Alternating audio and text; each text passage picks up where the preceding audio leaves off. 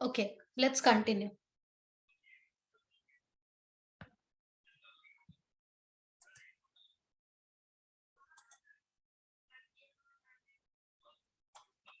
Yeah, we were discussing these questions. Okay, I have started also question number 5, so let's finish it at first and then we'll be moving to few extra questions. So here question number 5 says a metallic right circular cone 20 centimeter high. Can you see the cone on the right hand side? This cone, can you see? Jasleen and Madiha, both of you can see the sky cone. Yes. So that is a metallic circular cone whose height is given as a 20 centimeter. I have written it over there.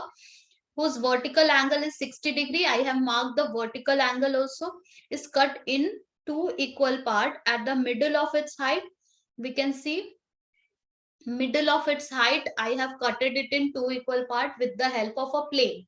A rectangular sheet you can assume you have taken and you have cutted this cone by taking the height, like from the middle you have cut it. So if it was 20 centimeter over there, 10 centimeter gone up, 10 centimeter came down. By a plane parallel to its base. If the frustum so obtained be drawn into a wire of diameter, this one, find the length of the wire. So if the frustum, this is the frustum so obtained. This frustum, we are just opening it into a wire and where the diameter of the wire is given and length of the wire is asking. So this volume is getting used to make the wire. On day 1 only, like day 2, day 3, we have learned that when we are melting one sphere and converting it into another shape, that means volume of this shape and volume of that shape will be equal. Yes or no? Yes or no? So if we are taking this frustum and making a wire out of it, so that means volume of this frustum will be equals to volume of that wire, and wire will look like this one. Okay, cylindrical shape, where the diameter is given as 1 by 16 centimeter and length is asking. So volume of the frustum will be equals to the volume of this wire or this volume of cylindrical shape. Okay, but do we know what is the volume of the frustum? No. Do we know how to find it, the volume of the frustum? Yes, we do have a formula that says that volume of a frustum formula is 1 by 3 pi h in bracket r1 square plus r2 square plus r1 into r2. So do we have r1, r2, all the information in hand about our frustum? No, we don't have. Do we have? Can you see? Here, nowhere I have listed down what is R1, what is the radius of the bottom, what is the radius of the top one. We don't know what exactly that is. So at first we have, for finding the volume of the frustum, we have to find this radius and that radius. Yes or no? Are you getting it? Yes, ma'am. So we will be focusing on completely to find the volume of the frustum. Let's see how. So we will be taking the help of triangle concept. So this triangle I am going to take and the total triangle I am going to take. The total triangle. Because we need two radius, the upper one and the bottom one. So that's why I am taking this triangle in consideration, the upper triangle, so that I would end up getting this radius. Let's say this is R1, and here, if by taking the total triangle, we would be finding R2. Okay, once we will get R1 and R2, easily we can go ahead and we can find the volume of the frustum. So R1, how we will find that? The total angle is given as 60, and when we are dropping a perpendicular bisector, it is perpendicularly bisecting the angle also. So this will become 30 degree and this will become 30 degree. I am talking about one of the triangle over here, that is this triangle. Here this is 30 degree, this is 10 centimeter, and we have to find A, B, C. We have to find BC, that is R1. Okay. So any trigonometric ratio which will help us to find R1? Any one of you?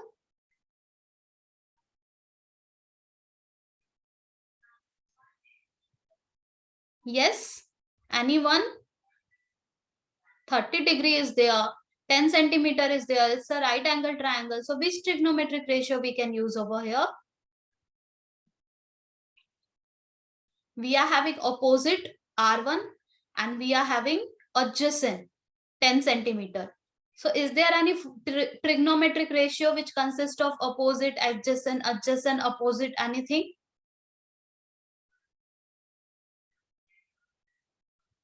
Are you able to? Yes. Can you take tan 30? Tan theta at 30 degree. Yeah. Tan 30 degree will be R1 over 10. Is it clear so far? I have taken opposite over adjacent. So from here we'll be getting, what is the value of tan theta? Tan 30 degree? 1 by root 3. Yeah, 1 by root 3. That is R1 by 10. So we got R1 as a 10 by root 3. Is it so? Is it clear so far? How we have used the given angle? Now let's find R2 also by taking the whole triangle in consideration. So R2, I am going to take the whole triangle in consideration, and here also perpendicular bisector we have dropped, that is 30 degree. Here 90 is there. The total height was given as a 20 centimeter and we have to find R2. So again, if I'll be taking tan 30 is equals to opposite R2 over adjacent 20. So 1 by root 3 is equals to R2 over 20. R2 we got from here as a 20 by root 3. Why we are so focused on R1 and R2? Because we need to find the volume of the frustum. And by just reshaping the frustum, we are making a wire. Okay. Diameter of the wire is given, length of the wire it's asking in the question. So we can write it over here. Now volume of the frustum will be equals to the volume of the wire. Volume of the frustum formula is 1 by 3 pi h r1 square plus r2 square plus r1 into r2. Volume of the wire means wire is in cylindrical shape. So its volume will be pi r square and length it says instead of height. So pi r square, h or l it's the same thing. Okay. R we don't know, diameter we know it's 1 by 16. So d over 2 we have to do here to get the radius. That is 1 by 16 divided by 2. If we will do, that will become 1 by 32. Is it okay? Yes, ma'am. Yes, ma'am. R1 we are having 10 by root 3. R2 we are having 20 by root 3. Let's write it. And H means height of the frustum.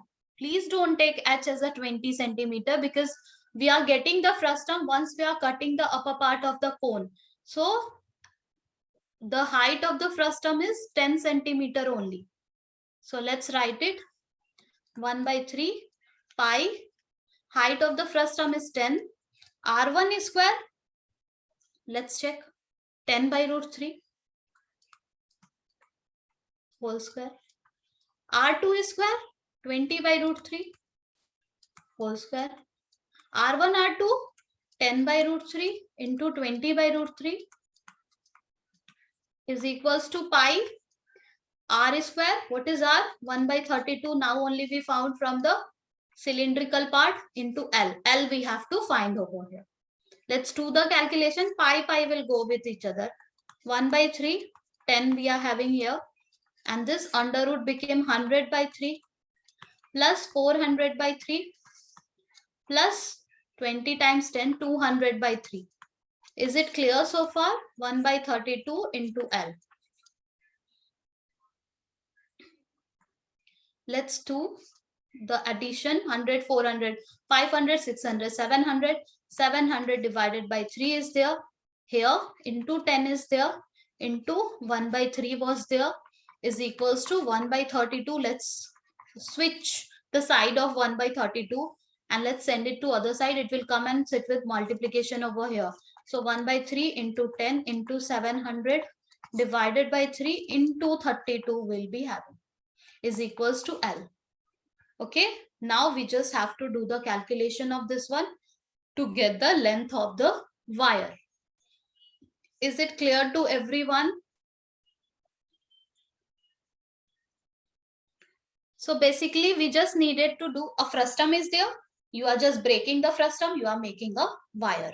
Wire means a cylindrical wire. Okay, where the width is also there. So breaking a frustum, making a wire. Volume of the frustum, volume is equals to volume of the wire. That's it.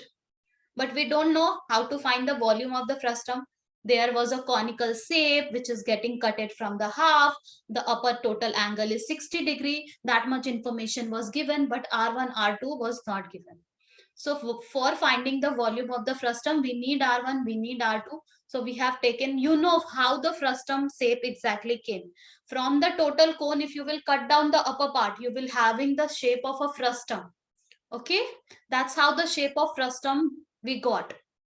So what we are doing, already it is cutted in half. That was written in the question. We have taken the concept of upper triangle, lower triangle. Taking the concept of triangle was not tough to us because while finding the slant height, we have so many times we have used this concept of Pythagoras theorem over here by taking a triangle only, right? So why we are taking triangle, that is not the concern. Here angle is given. So total 60 degree was there. We are dropping a perpendicular from the middle. We have got 30-degree angle and we have found the radius over there. Radius of the smaller cone and radius of the larger cone. This is how we got R1 and R2. And then we found the volume of the frustum is equals to volume of wire. So any confusion here? Yes, Jasleen, Madiha, any confusion? Please do ask. It's clear.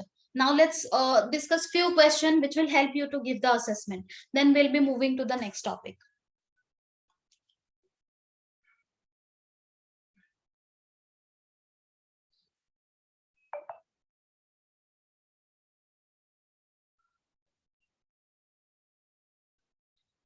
So the first question is a solid frustum is of height 8 centimeter. The radii of lower and upper base are given. Then its slant height is. What is the formula for slant height when we are having a frustum? Yesterday only I have written all the formula over here. You can check it. Can you see the formula for slant height? Can you see?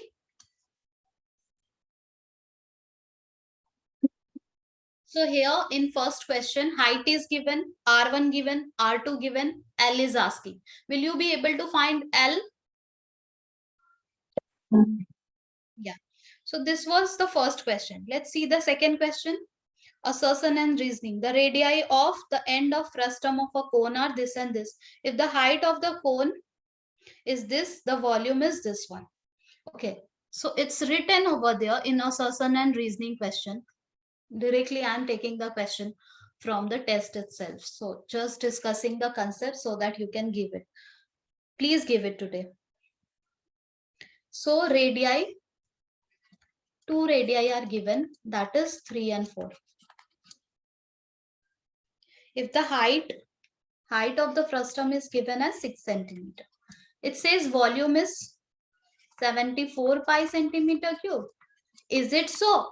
We have to check it whether this volume is correct or not. How? By using volume formula, that is 1 by 3 pi h r1 square plus r2 square plus r1 r2.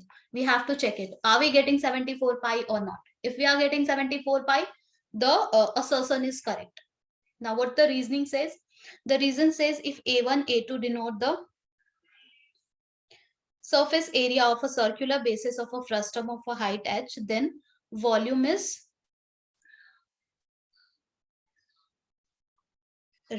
reason says that volume formula is pi into h. Let me write it properly. Pi h a1 square plus a2 square plus root a1 a2. Is it so? Is it the volume formula? Even if you are taking pi inside over here and you are writing it as a a1 square, you are taking pi over there and you are writing it as a a2 square, and then pi into r1 into r2, that can't be written in any formula in terms of any a1 a2 or anything. Okay, we can't say that is a1 into a2. Like under root a1 a2, can we write it? Let me check. A1 is pi r1 square, a2 is pi r2 square. Root a1 into a2 means root pi r1 square r2 square multiply. So root pi will get, okay, here also pi we are having, there also pi we are having. So it will come out of the, so we will be having pi into r1 into r2. Yes, pi into r1 into r2 can be written as root a1 a2. So this formula is somehow, we can say it's correct. But since this pi is written outside, it's not correct, right? Are you getting it? Jasleen and Madhya, are you getting it? When we are having the formula, I want to say that when you are having the volume formula as 1 by 3 pi h r1 square plus r2 square plus r1 r2. If you will customize this formula, so this formula can be written as pi r1 square plus pi r2 square. By distributive property, I am inserting, just distributing pi with each and every one. Okay, this is what we can write, yes or no? Pi r square is a formula of area of a circle. Yes or no? We Yes, can write ma'am. it as a1 square. Pi r2 square is again area formula. We can write it, this is area 2.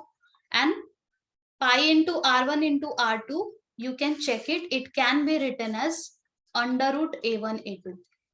Let's check it. Under root a1 means pi r1 square. Under root a2 means pi r2 square.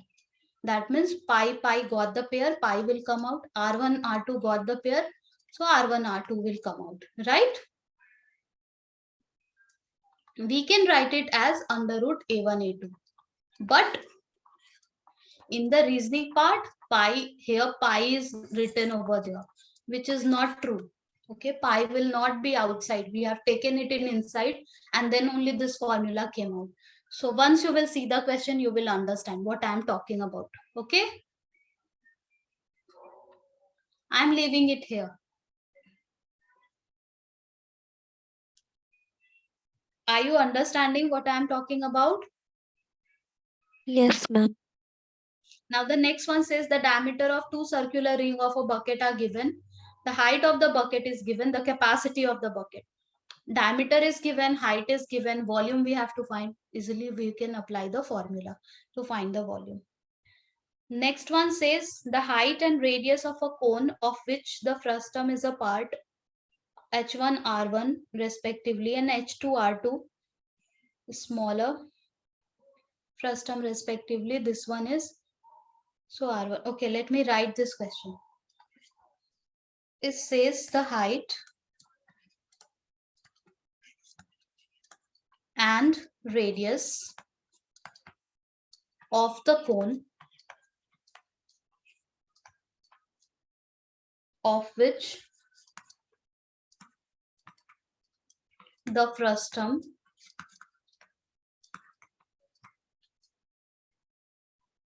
is a part are H1 and R1 respectively.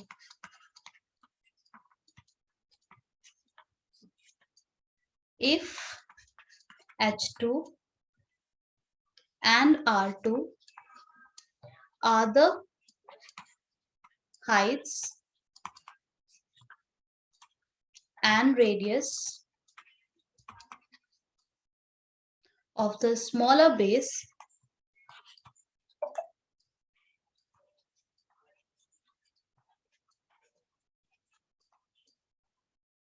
of the frustum,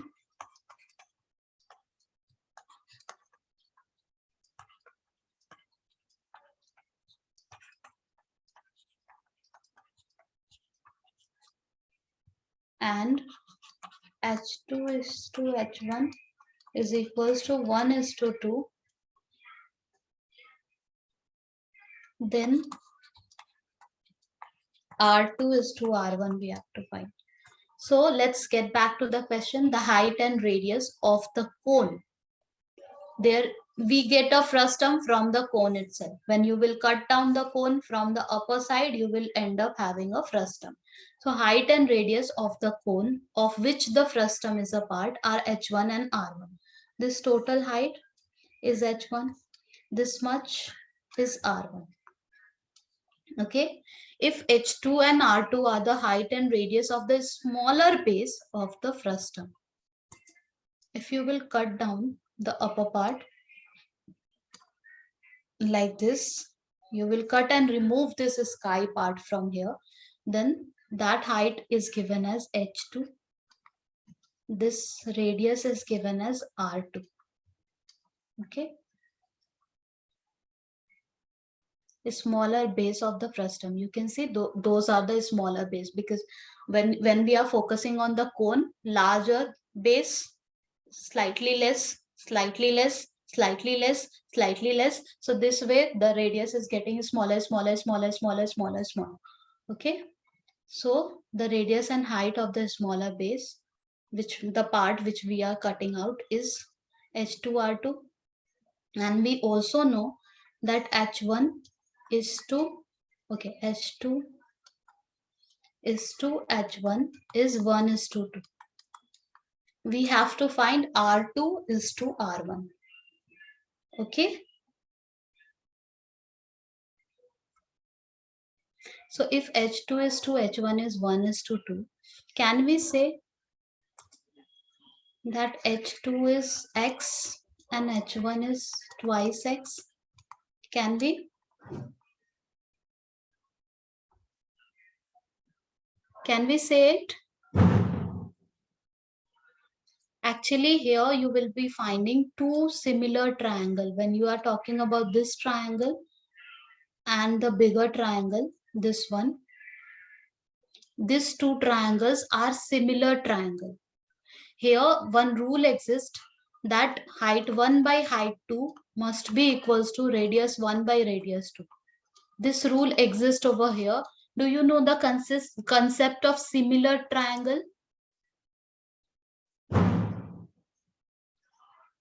Do you know the concept of similar triangle, that sides will be in proportion with each other? Jasleen and Madhya. Yes or no?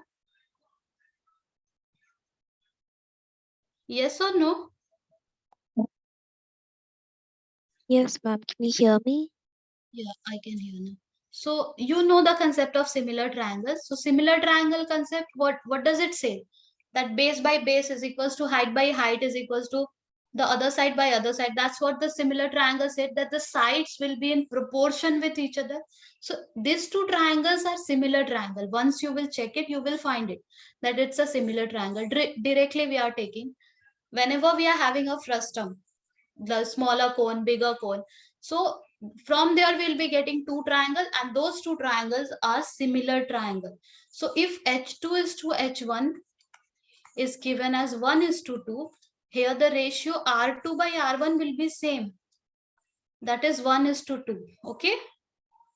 From the concept of similar triangle only. So according to the given option, please mark it. That R2:R1 will be 1:2 only. If R1:R2 is asking, then it will be 2:1. Okay. From where this concept came out? From the concept of similar triangle.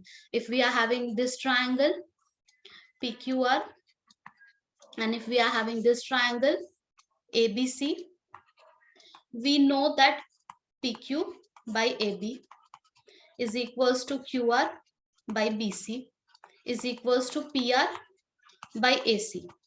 This is the concept of similar triangle, that each and every ratio has to be same. Then we can say these triangles are similar triangle. Just like congruency, there are few rules to check the similar triangle also. Now the next question, the last question is, if a cone is cut into two parts by a horizontal plane passing through the midpoint of its axis, the ratio of the volume of the upper part and the, okay, let me write this one because we need to discuss this also. If a cone is cut into two parts by a horizontal plane. Now only we have cutted a cone in two parts by a horizontal plane.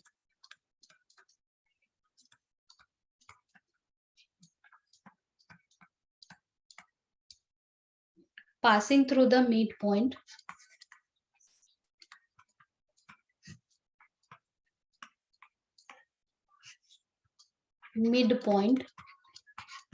this is somehow like the last question, of its axis,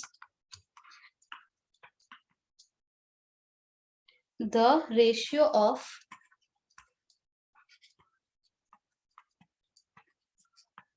volume of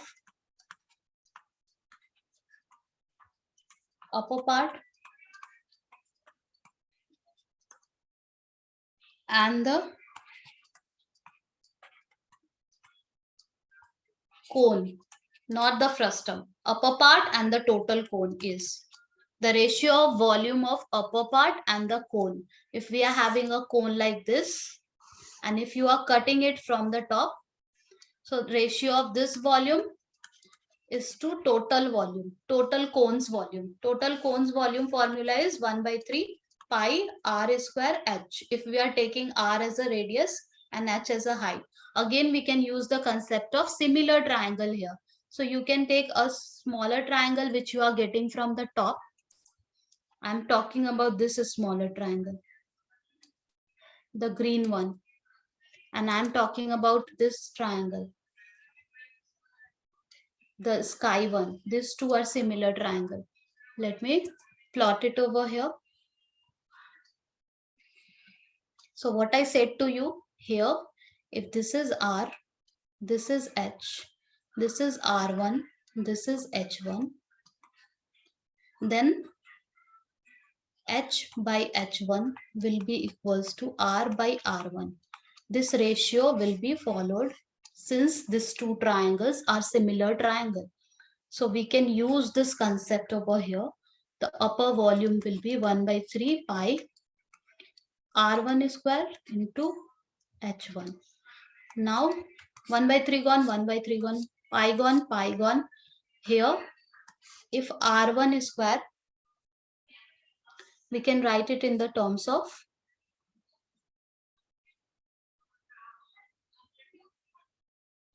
from here what can be written. Let's see. R1 into H is equals to R into H1. Okay, let me check any other information is given over here or what.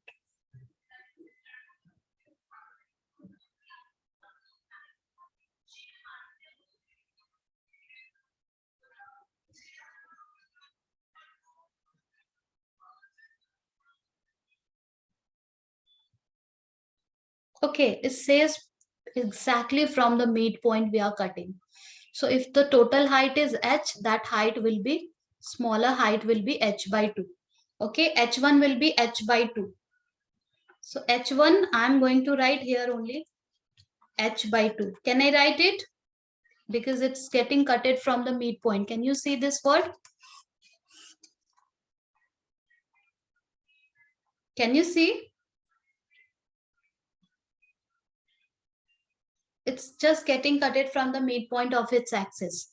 So height is getting divided. For the smaller cone, the height will be half of the height of the bigger cone, right? Let's write it h. H and h will also cancel out each other. So now we are having r1 square by r square into 1 by 2 also we are having. Now in this our relation, we are going to write h1 as a h by 2. So we got r1 into h is equals to h1. I am going to write h by 2 because that is half. Okay, h and h will get cancelled out and we will get r is equals to 2 times r1, or r1 is equals to r into 2. Can you see? r1 is equals to 2r, not 2r, it's r by 2.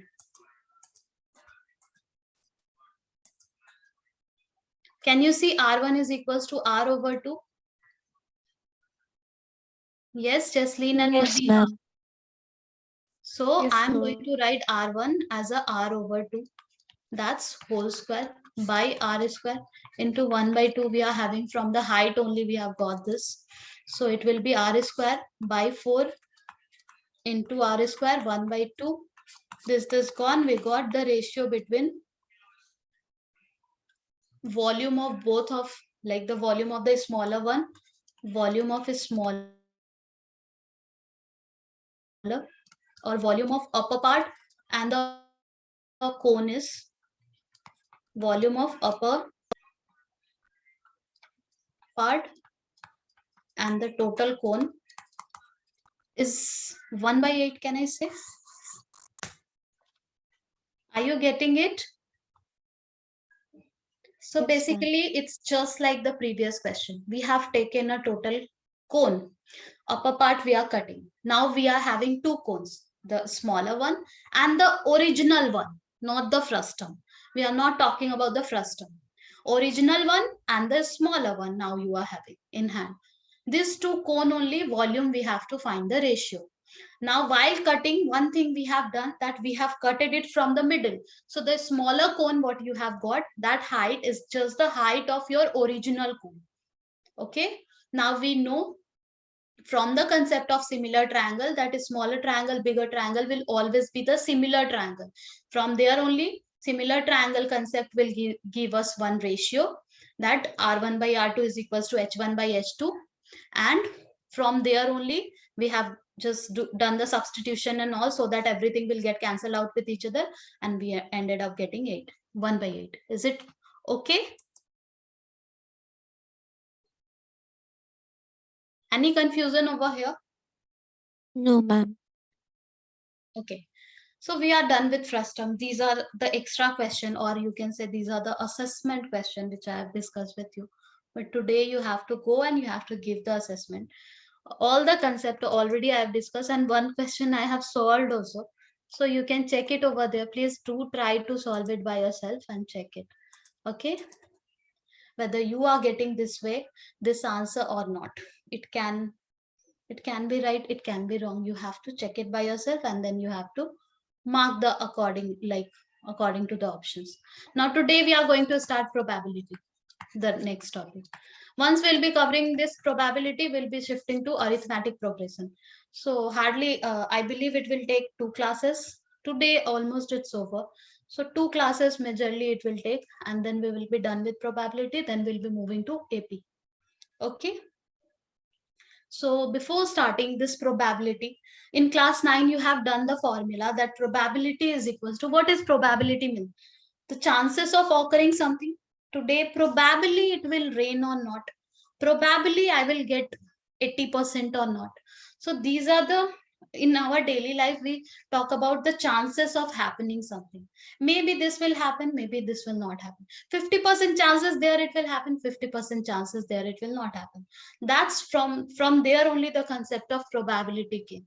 Now you know the formula of probability says us that if you are doing an experiment of tossing a coin, of throwing a die, or picking a card, or anything, whatever experiment you are doing, that from the experiment we can find the chances of getting and chances of getting head, we can find chances of getting tail, and there is a specific formula for that, that number of favorable outcome by total number of outcome. We will be understanding, we will be taking those formula again, but before that, one thing we need to understand, just like, just recall the concept of number line. When you were, I believe, in class 6, you got to know about number line. Okay, this is called number line, where teachers told you that in number line we arrange the integers. Okay, at first, the very first thing, like after that you have done the concept of rational, irrational, everything, but at first you got to know about the number line where integer is there, 0 is over here, plus 1 is over here, plus 2 is over here, plus 3 is over here. That was the number line, which was where we used to represent the integers only. Here minus 1 is there, here minus 2 is there, here minus 3, like that. Now in, when you moved one or two class up, you got to know about, okay, here rational numbers are also there, so we can also represent 1 by 2, 3 by 2 over here on this number line. Okay, now when you gone one more class up, you got to know about, okay, irrational numbers also exist, that is root 2, root 3, that can also be represented on this number line. And this is not only number line, this is real number line, because here we can arrange all the real number. So all the rational, all the irrational, decimal, fraction, positive, negative, every number can sit on this real number line, right? Now similarly, in probability we are having a probability line. Okay, a probability line we are having, where the minimum value is 0 and maximum value is 1. So your probability will always lie in between 0 to 1 only. So if you are having a box, and in that box if you are having 2 oranges, let's say it's oranges only, and I am telling you, just from this box take out one apple. So if there is no apple, is it possible to take out one apple from here? Is it possible? No, ma'am. Yes, yes. No, it's not possible, because or apple is not there. So that is called impossible event. And probability of this impossible event, probability of this one will be always 0. That is not possible. If something is not possible, that's probability will be 0.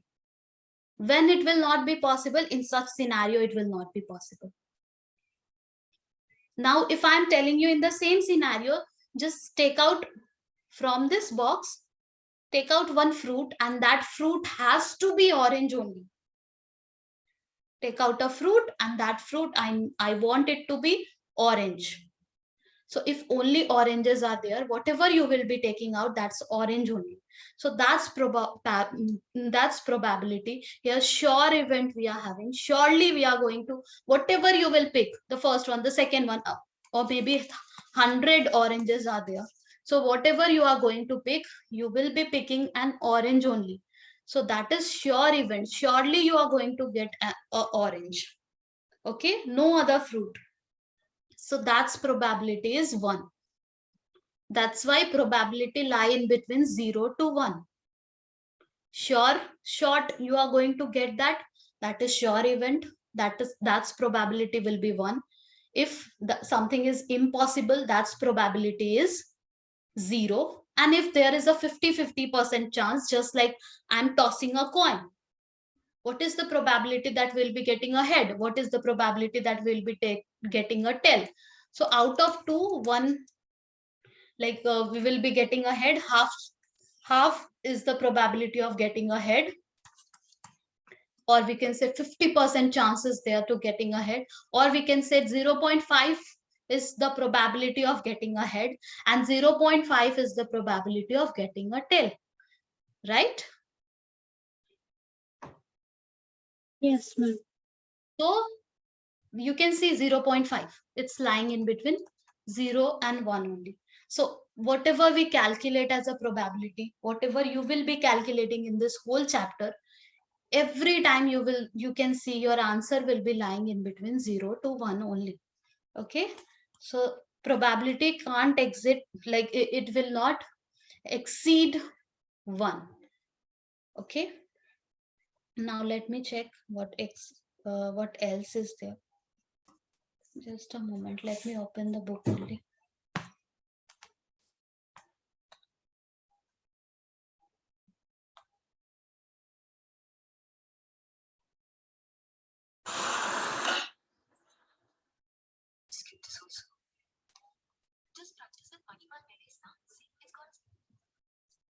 Just a moment.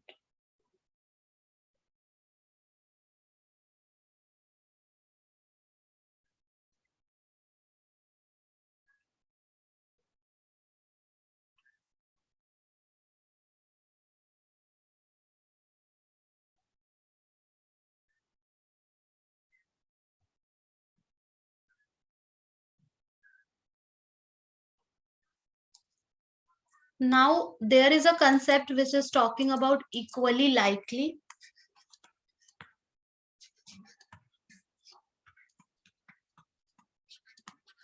and not equally likely.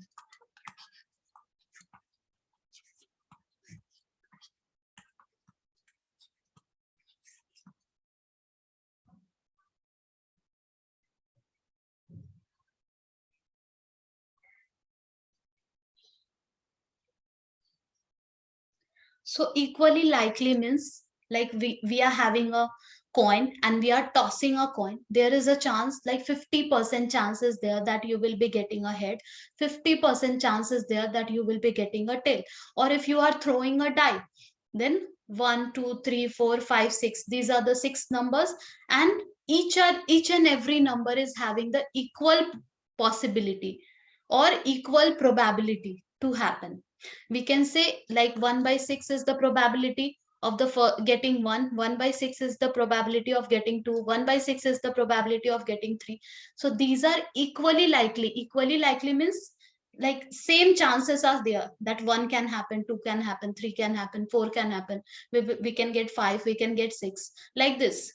Same probability is there, same chances is there, like that. That's called equally likely. Same probability is there for each and every one. Just like head and tail, we can say 50% chances there that we'll be getting a head, 50% chances there that we will be getting a tail. So equally likely, can you see? And what's not equally likely? So let's say we are having a bag. In bag there are 3. Let me take one example from here only. So in this bag, if we are having 4 red balls, 1 blue balls, uh, and if, yeah, that's it.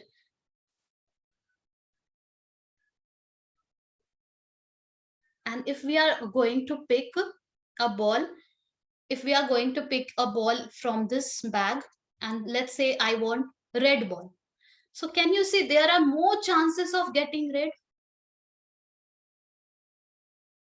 Can you see it? And if I'm Yes, saying ma'am. I want to pick a blue ball from here, so slightly less chances there that I'll end up picking blue, right? Yes, ma'am. So here the equal chances are not there for red and blue. Okay, so this is one of the example of not equally likely. Or we can say one more example if we are taking, that can be, just give me a second.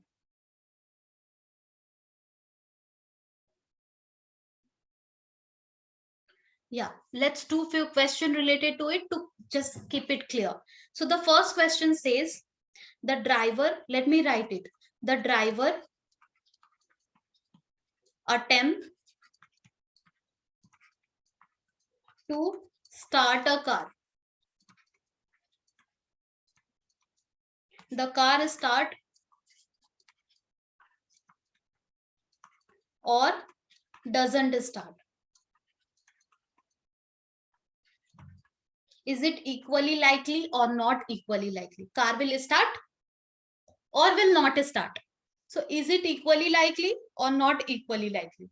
Is there 50% chances there the car will start? Is there 50% chances there that car will not start? Is it equally likely? So we can think it like this. When we are going to start a car, it depends upon the condition of the car, right? Whether the petrol is there or not. First thing first, the bare minimum, petrol is there or not. Or whether the condition of the car is okay or not. Whether all the tools, technicals, everything is working properly in the car or not. Then and only then we can say the car will start or will not start. These are the factor which will affect the car, whether it will start or not start. Yes or no? Yes, ma'am. So is it equally likely whether it will start or not start? No, it's not equally likely, because we cannot say anything about these factors. It's not a brand new car.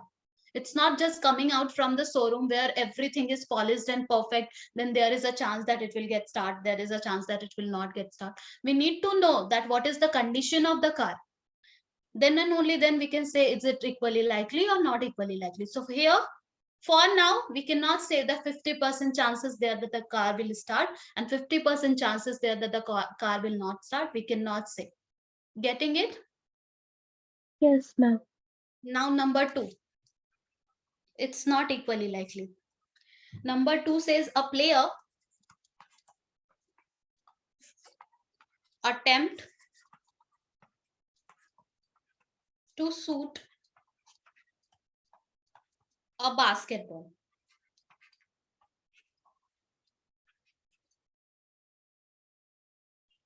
He or she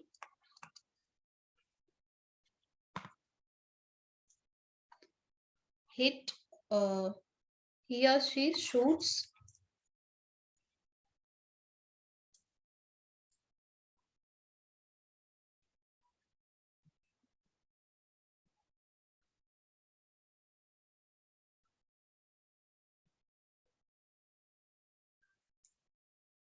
okay, he or she shoots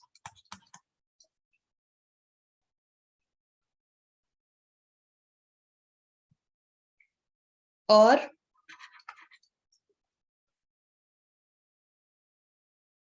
just a moment no.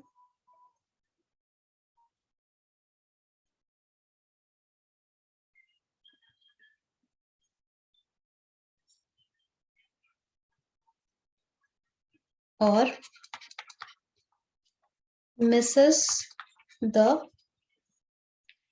shot. So here number 2 says a player attempt to shoot a basketball. He or she, whatever whoever is the player, the player will shoot or miss the shot. Again, if a player is attempting a shot, can we say 50% chances there that the player will shoot and 50% chances there that the player will miss? If I am going to give an exam, if I am going to give any exam, so can we say that 50% chances there that I will get total marks, I will top, and 50% chances there that I will not be having the total marks? No, we cannot say. It depends upon my preparation, it depends upon my ability, right? Which type of preparation I have taken, what is the ability of mine, am I getting 100% from the very beginning or not, do I have done the preparation like that or not? Yes or no? It's not that you will just hit something and 50% chances there that this will happen and 50% chances there that that will happen. If you have done preparation day and night till the time before the exam, then there is 80% maybe chances there that you are going to succeed, right? Or maybe 90% chances there that you are going to succeed, and 10% chances there that you are not going to succeed. Okay, so it depends upon your ability, it depends upon your preparation. Yes or no? Yes, ma'am. So here also we cannot say that the player is going to shoot or miss, because it's not a random trial like throwing a coin where the preparation is not required. You will throw a coin, I will throw a coin, it totally on the destiny. It's not totally on the destiny. Here, for playing basketball, for giving an exam, preparation is required. Ability of a person is has to be known, like what is the ability of that person, how much sincere that person is, everything has to be known. More or less it's all about the preparation only. So yeah, here this is also not equally likely. Do you agree with me? Yes. Yeah. Let's take the next one. So the next one says a trial is made to answer a true false question. The answer is right or wrong. So I don't have any preparation. Okay. I don't know anything about a question. A very random question, maybe from out of the topic. I have done my whole study, like whole life, I have done the study in mathematics only. But somewhere, a question from psychology, a question from like very high level of history or something, maybe geography, something came in front of me, a true false question. So either I'll be marking true or I'll be marking false. Let me write the statements to clarify what exactly the statement says. So a trial is made to answer a true false question. The answer is right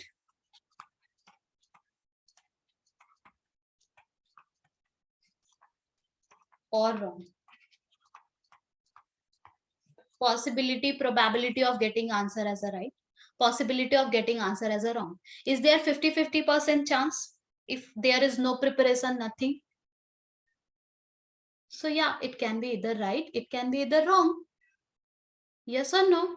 If I don't know anything about it, anything, either I'll be marking right, either I'll be marking it true or will be marking it false. So 50% chances there it can be right, 50% chances there that it can be wrong. Yes or no, without even preparation? If I have done the preparation, if I know the topic, then 100% chances there that it will be right only. Yes or no?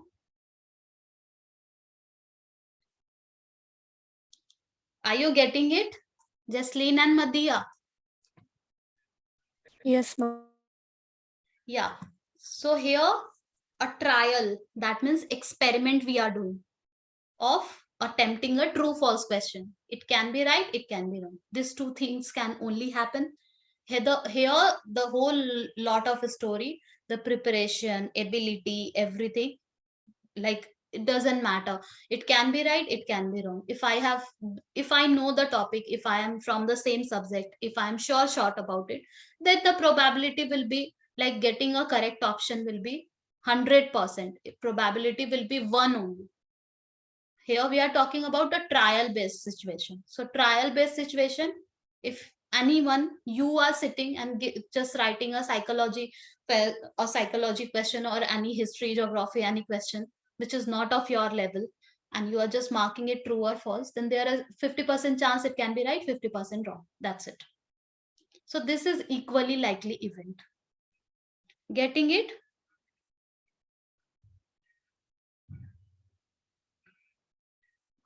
Is it clear so far?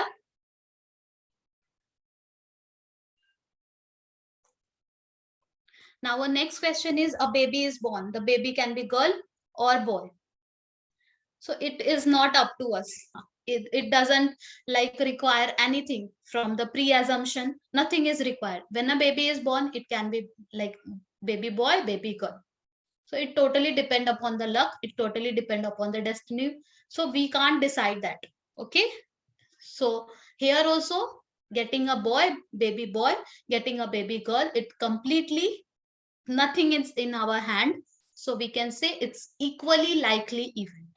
So now you must have understood, when we can't do anything, our preparation, our pre-assumption, nothing works, then that time if we are totally dependent upon the luck, destiny, then we can say those events are equally likely events.